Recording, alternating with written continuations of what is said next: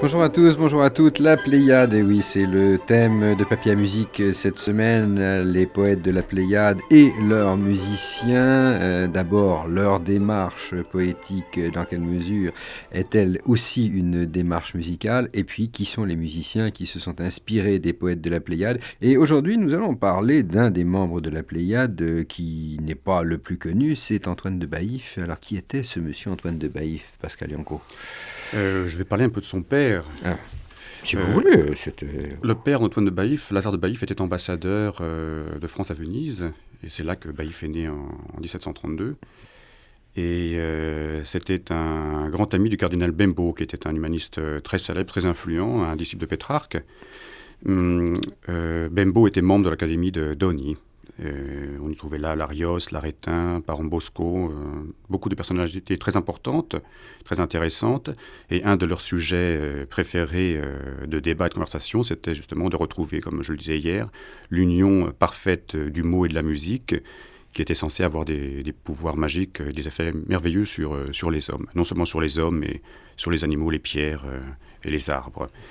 Et Antoine Baïf, son fils, va reprendre cette quête et créer sa propre académie, qui sera l'Académie de musique et de poésie, qui aura pour but, en pleine guerre civile, de créer une musique favorable à la concorde, pour essayer de réconcilier les parties adverses dans le royaume de France.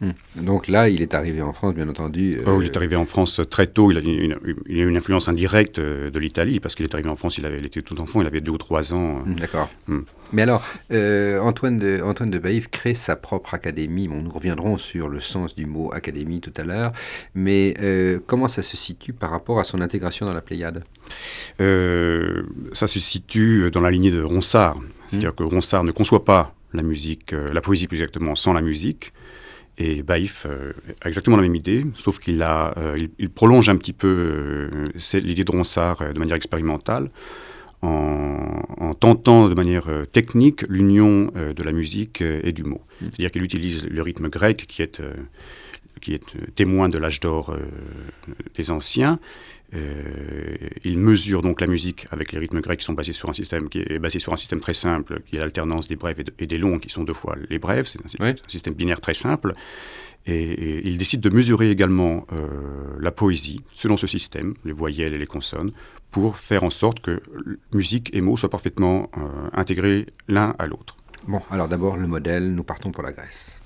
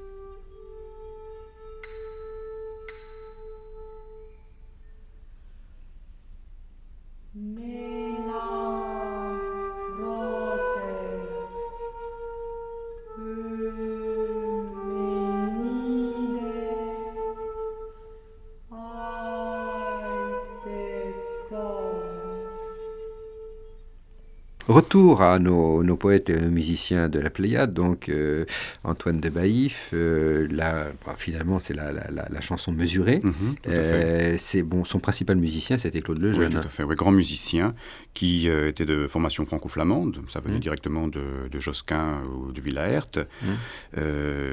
Donc un grand maître de la polyphonie, un grand maître du contrepoint qui, à partir de l'académie de Baïf, prend à partie une option tout à fait différente, celui de la simplicité de l'école française, de la chanson française, disons.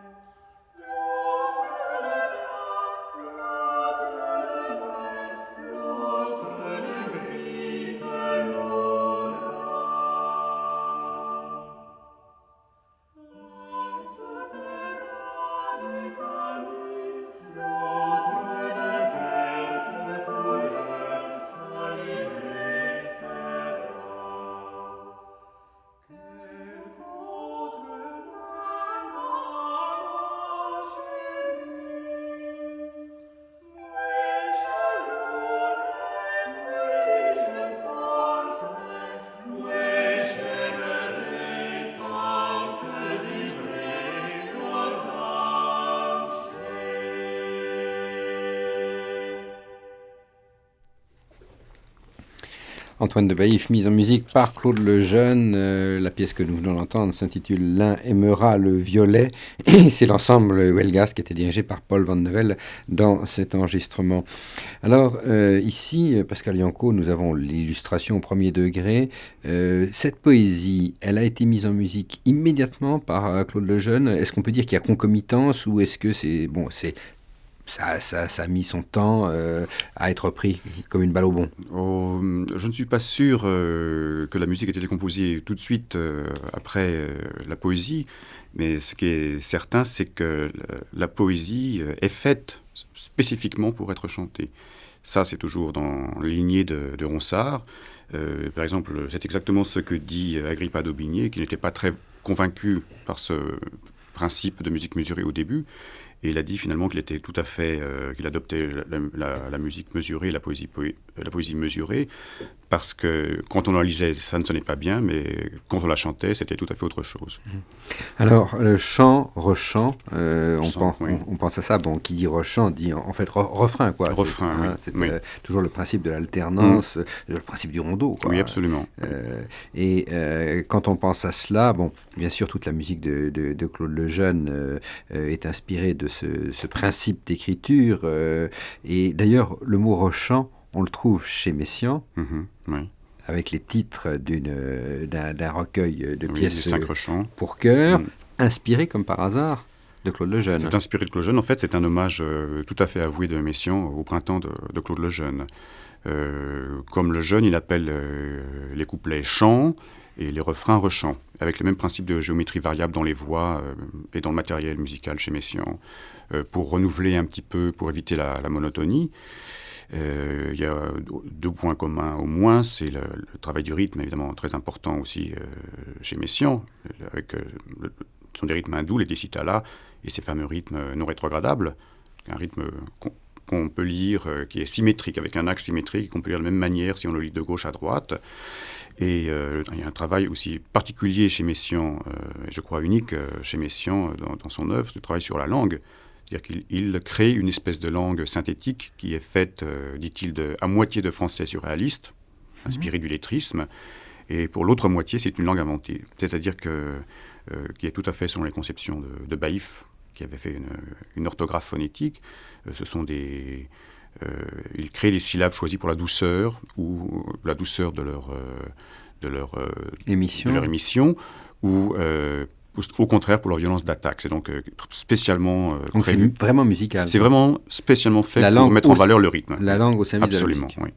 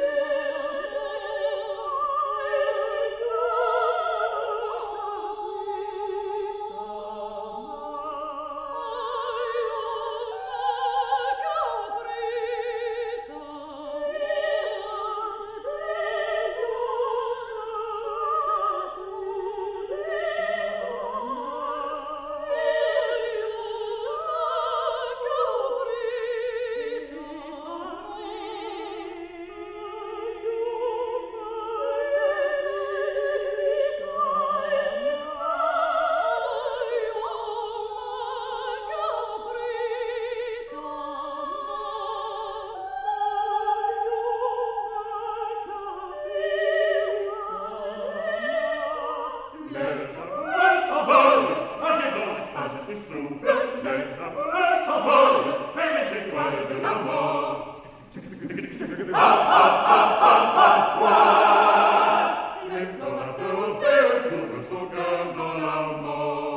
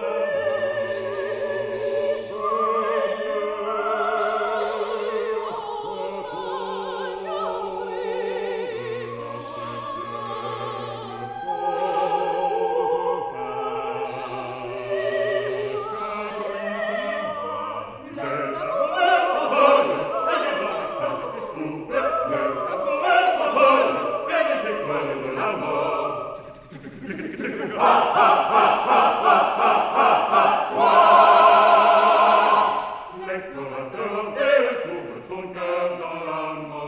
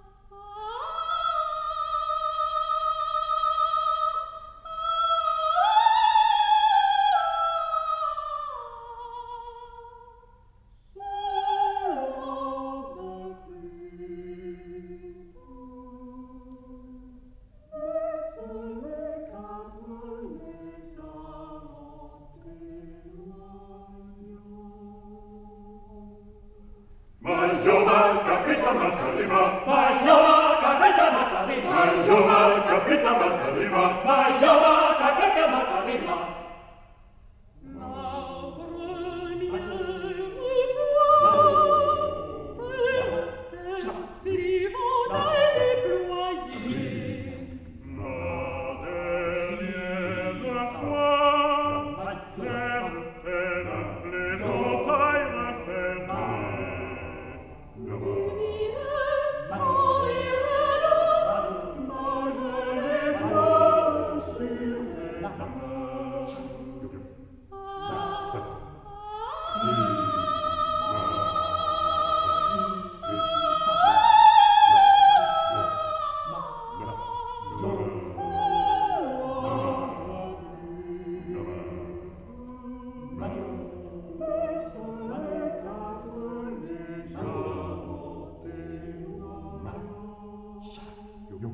Mayoma kapita masalima, Mayoma kapita masalima, Mayoma kapita masalima, Mayoma kapita masalima.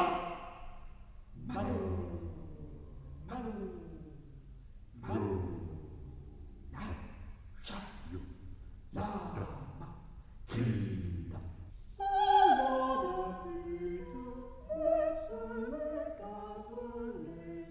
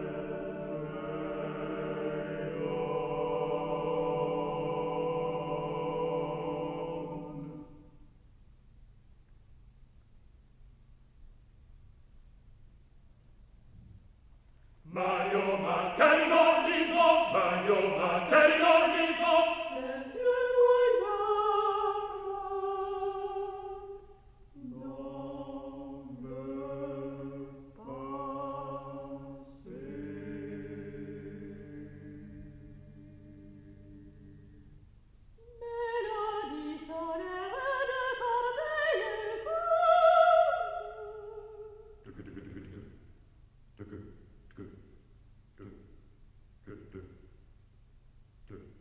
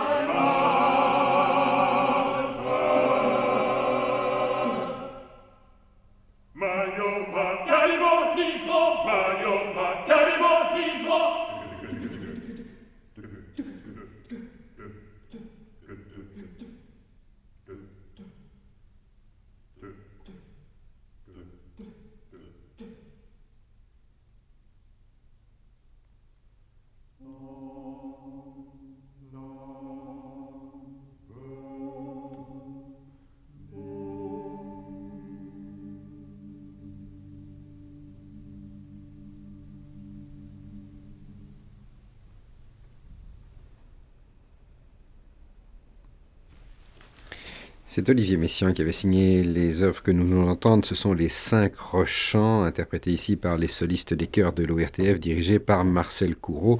Et je vous rappelle que le texte mis en musique par Olivier Messiaen, eh bien, c'est un mélange linguistique, phonétique, c'est purement imaginaire. Alors évidemment, il y a des mots qui existent, et puis il y a des mots qui sont fabriqués par Messiaen. Pascal Yanco, en fait, on se trouve dans la droite tradition de ce que Berlioz avait fait dans la damnation de Faust, lorsqu'il prête aux démons une langue, là aussi, purement imaginaire, purement phonétique. Oui, c'est-à-dire qu'un des grands musiciens de Messiaen, c'est Berlioz. Et il y a un intérêt commun entre des deux compositeurs, c'est bien sûr le timbre. Et la mise du texte au service de la musique. Oui.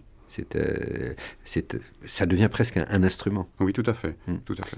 Bien, on va revenir à Antoine de Baïf et à notre Pléiade. Le thème d'aujourd'hui, c'est l'Académie de Baïf. Alors, qu'est-ce que c'est que cette académie? Qu'est-ce que c'est qu'une académie à cette époque-là? C'est un cercle très restreint et très élitiste. La première académie, la plus célèbre, celle sur laquelle toutes les autres se modèlent, c'est bien sûr l'académie platonicienne de Laurent de Médicis. Et comme je vous ai dit tout à l'heure, je suis à peu près convaincu que l'Académie de Baïf a pris modèle sur l'Académie de Doni, dont son père faisait partie. Alors c'est par exemple quelque chose qui pourrait ressembler à l'IRCAM aujourd'hui. Un laboratoire Un laboratoire, bon, dans ce cas précis, dont la vocation est de travailler sur l'union du mot et de la musique. C'est aussi une organisation de concert, parce qu'il faut jouer cette musique, toujours pour les cercles très restreints. C'est la conception de Ronsard de l'élitisme. On travaille pour les spécialistes et les savants, et pas pour le vulgaire, qui n'a aucune importance. Et puis c'est aussi un conservatoire. On va entendre tout à l'heure cette pièce de Fabrice Marine Cailletan, qui est un compositeur italien, et qui s'est initié à l'art mesuré avec Baïf et Courville. Alors, est-ce qu'il y a un travail collectif qui s'effectue, ou est-ce que chacun, dans le cadre de cette académie, travaille pour son propre compte?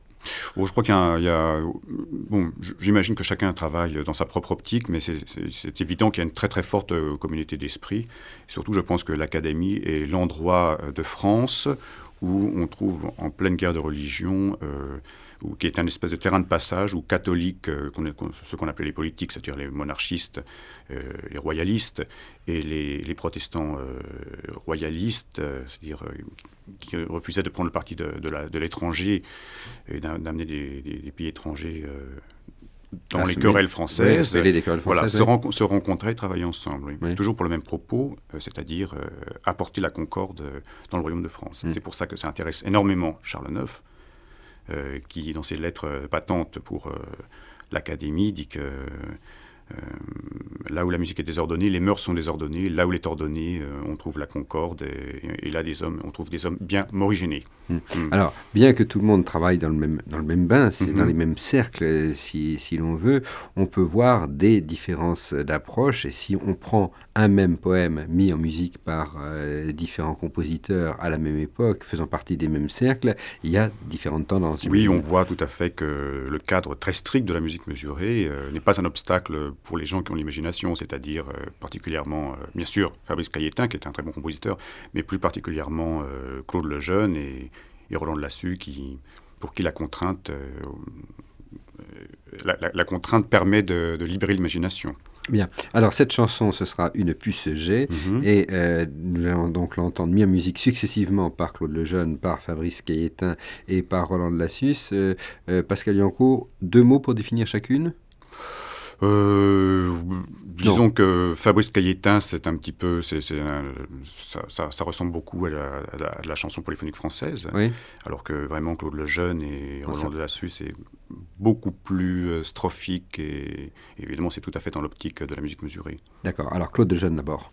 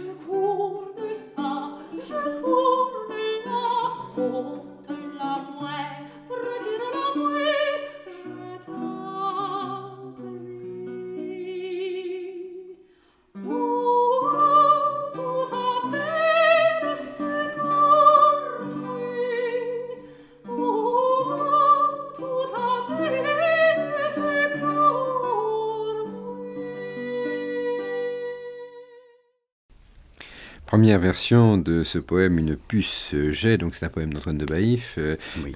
mis en musique ici par Claude Lejeune, les interprètes, la soprane Claudine Ossermet et au luth Paolo Cherici, donc une première vision, on peut le dire, Pascal Yanko, mesurée. Oui, c'est très clair. Très clair Oui. et à la limite très stricte. Ou très strict, oui. Voilà. Bon, deuxième vision, donc Fabrice Marin-Cailletin. Ça, c'est une version instrumentale. Voilà. Oui. Et à l'origine, Fabrizio Marino Gaetano, en fait, c'est le côté italien qu'on va retrouver là-dedans.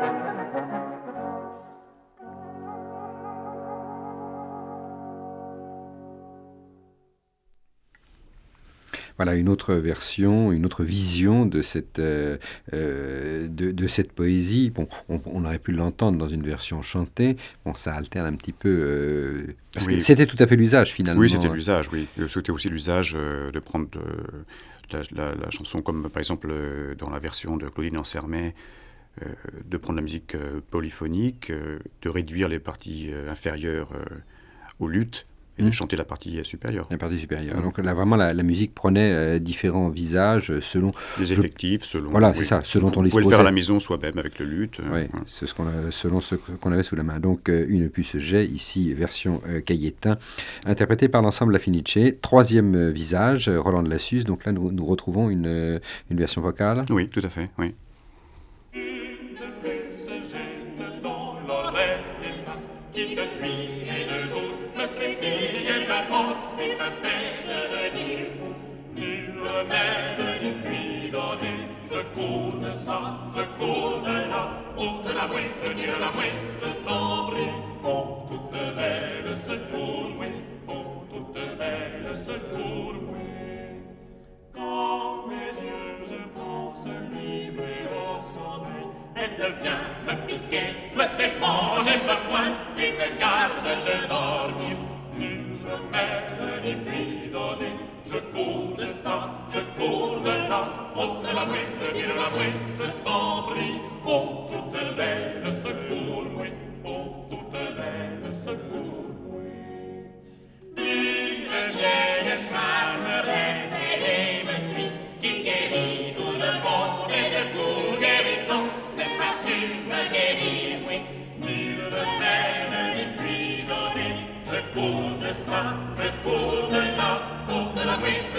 oui, je t'en prie.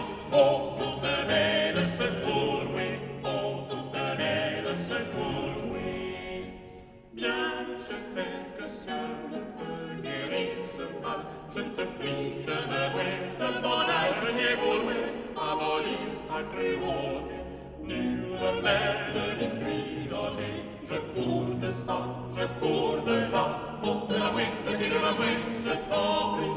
Oh, toute belle secours, oui. Oh, toute belle secours, oui. C'est Roland de Lassus qui a mis en musique Une puce G, le poème d'Antoine de Baïf, dans cette troisième version que nous venons d'entendre. Les musiciens et les chanteurs étaient les membres de l'ensemble Clément Jeannequin, donc encore un troisième visage. Alors, une question qu'on peut se poser, Pascal Yanko, jusqu'à présent, nous avons surtout parlé de musique profane. Oui. Est-ce que dans cette académie d'Antoine de Baïf, on se penchait aussi sur les problèmes de la musique d'église? On se penchait sur les problèmes de la musique d'église, et toujours dans le même but, c'était pour rétablir la concorde.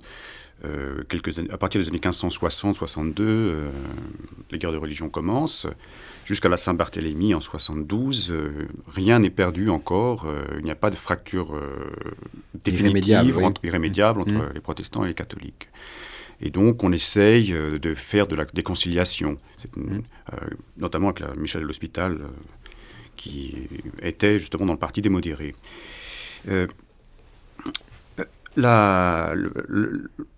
L'usage des psaumes était évidemment commun aux protestants et aux catholiques. La différence, c'est que les protestants le faisaient en français.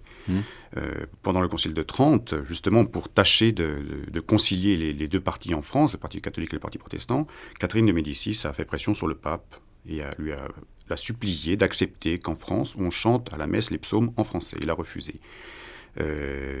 Donc ça n'a pas marché pour le royaume, mais on a quand même voulu expérimenter dans le cadre de l'académie. Donc dans un cadre privé. Voilà, dans un cadre privé, si l'usage des psaumes communs œcuméniques pouvait fonctionner et si, de cette manière-là, on pouvait effectivement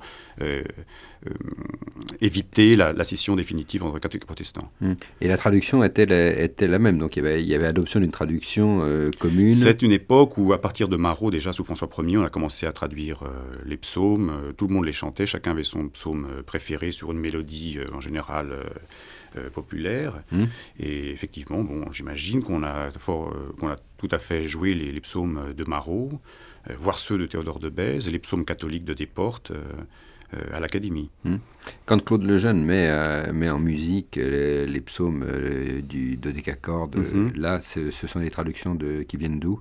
Ce sont les traductions de Théodore de Bèze et de Clément Marot.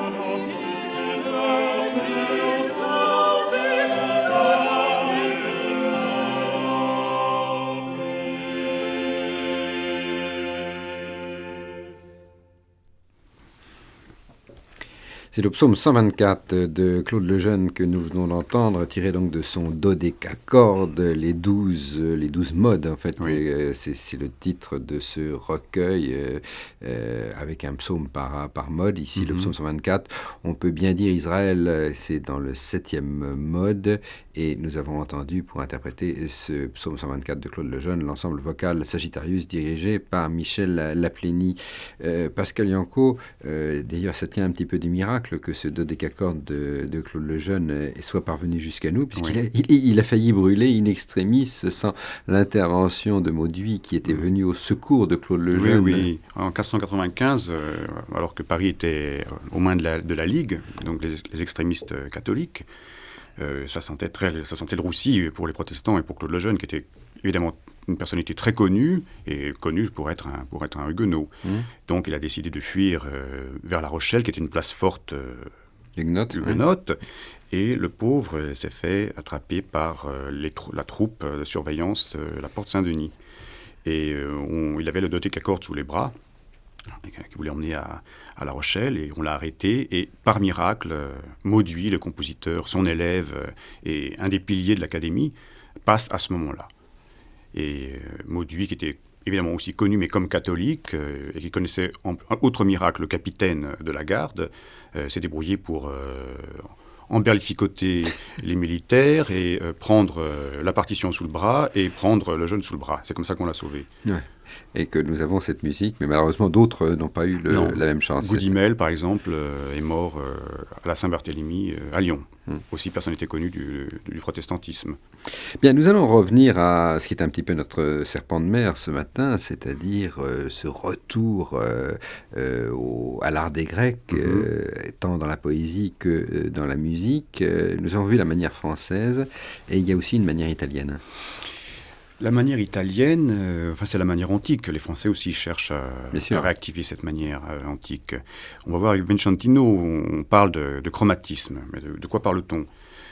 Ce n'est pas un chromatisme expressif, ce n'est pas un chromatisme dramatique, c'est un chromatisme qui veut réactiver, une fois de plus, le genre grec ancien, et qu'on imagine être le chromatisme d'Orphée.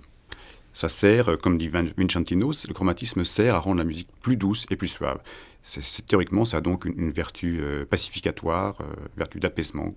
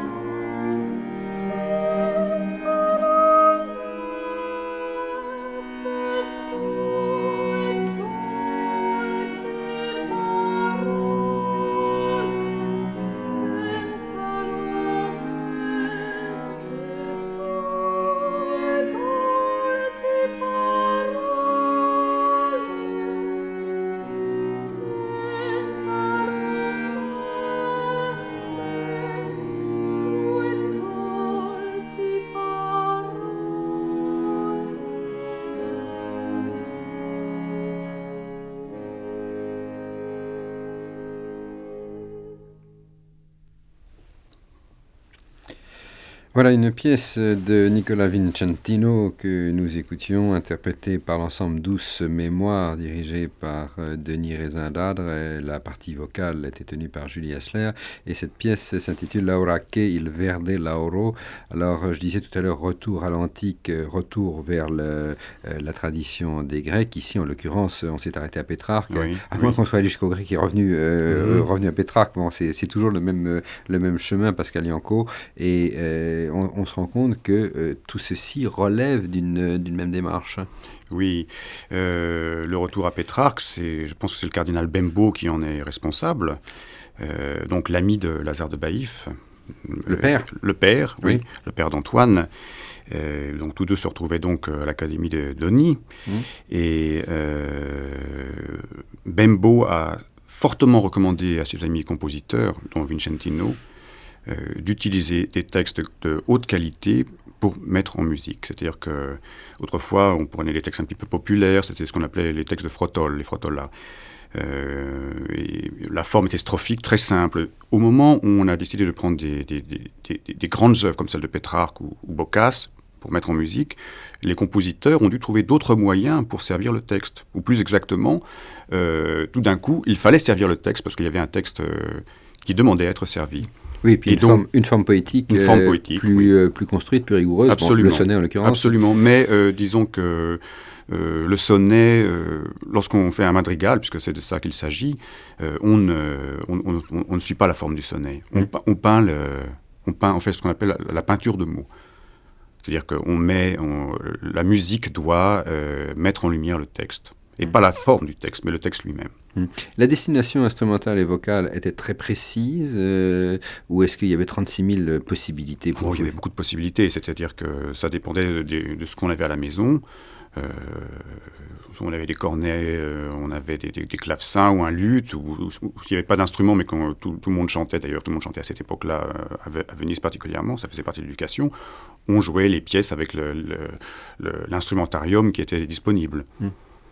Bien, nous allons revenir à Claude Lejeune, Pascal Yanko, parce que il y a encore quelques aspects de sa relation avec Antoine de Baïf, avec la poésie d'Antoine de Baïf, à redécouvrir. Dernière étape, qu'est devenu ce bel œil? Oui, qu'est devenu ce bel œil. C'était un exemple de chromatisme qui, une fois de plus, pas un chromatisme accidentel ou un chromatisme expressif, mais un chromatisme structurel. C'est vraiment le tétracorde chromatique grec qui est utilisé. C'est-à-dire qu'on ne trouve pas dans la mélodie, je ne parle pas harmoniquement parce qu'on va entendre des tierces majeures, enfin des accords que nous appellerions majeurs, mais dans la mélodie... Donc consonant. Donc oui, il n'y a pas de ton entier et il n'y a pas de tierces majeures. Donc tout marche par intervalle de demi-ton. Tout marche par le chromatisme chez les Grecs, le tétracorde, il y a le 2e degré et le 6e degré, c'est un peu compliqué, sur l'échelle descendante, qui sont altérés. Donc on n'utilise que ces degrés-là.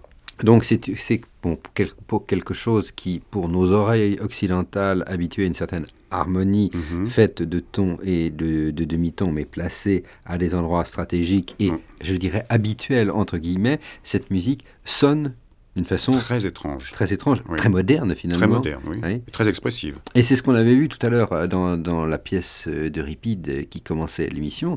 C'est pareil, c'était quelque chose qui intriguait énormément parce que, nous savions que c'était de la musique extrêmement ancienne, mais finalement, il y avait un côté beaucoup plus proche de ce qui s'est fait au XXe siècle que de la musique composée par les contemporains de la Pléiade. Bien sûr, mais écoutez, les compositeurs travaillent beaucoup avec les quarts de ton en ce moment. Oui, depuis un certain temps déjà. Et même moins. Donc le même les tiers de ton, comme par exemple Costelet a fait aussi. C'est une époque très moderne. C'était vraiment une époque de recherche et d'avant-garde incroyable. Et ce n'est pas étonnant qu'une académie, j'allais dire, comme l'IRCAM, qui est une sorte d'académie, tout à fait par hasard, je pense, enfin pas par hasard, mais parce que c'est justifié, c'est nécessaire, prend la même physionomie que l'Académie de Baïf, pour les mêmes buts. Alors, le chromatisme selon Claude Lejeune.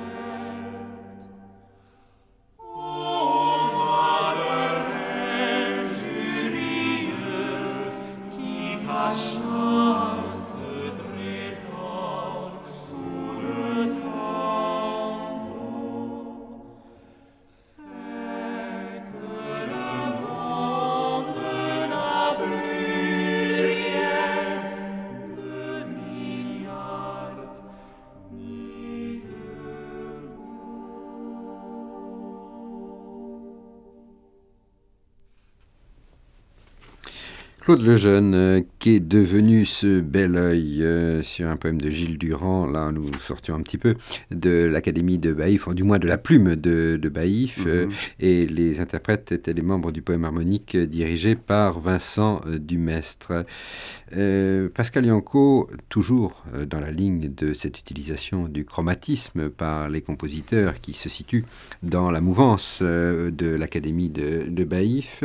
Il y a Roland de Lassus aussi, et d'ailleurs avec une somme considérable que nous allons écouter intégralement pour terminer cette émission, comme quoi il n'y a pas que des petits modules, ce sont les prophéties Sibyllarum, les prophéties, ce sont les livres sibylliques. Alors peut-être un mot d'abord sur ce que sont ces prophéties.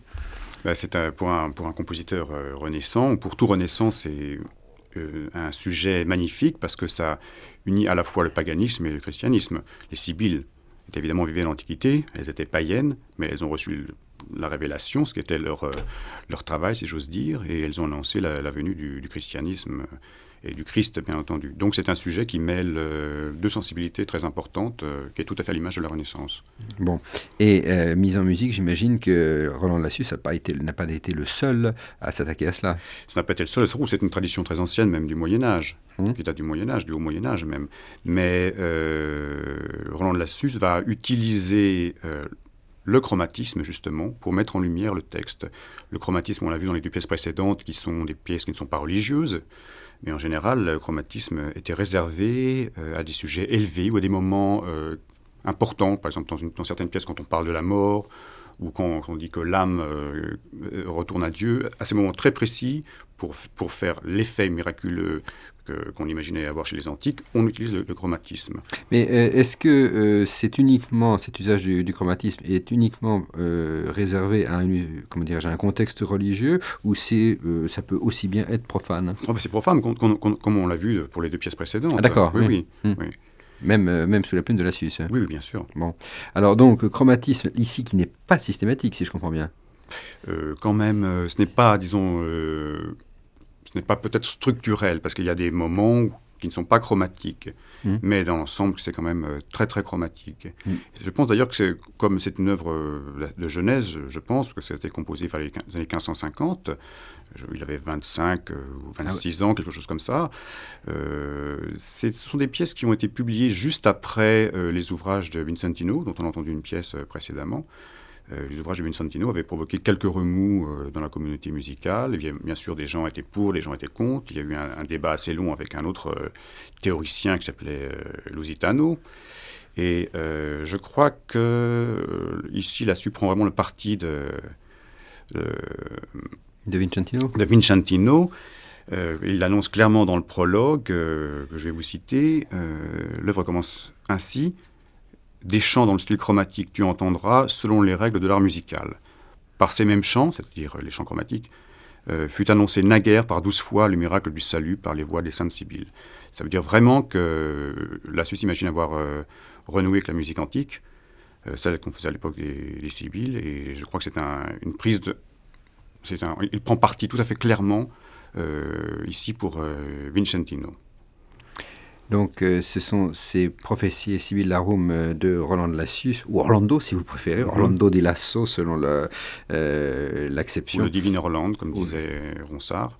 Nous écoutons l'ensemble Cantus Köln dirigé par Konrad Jungheinel.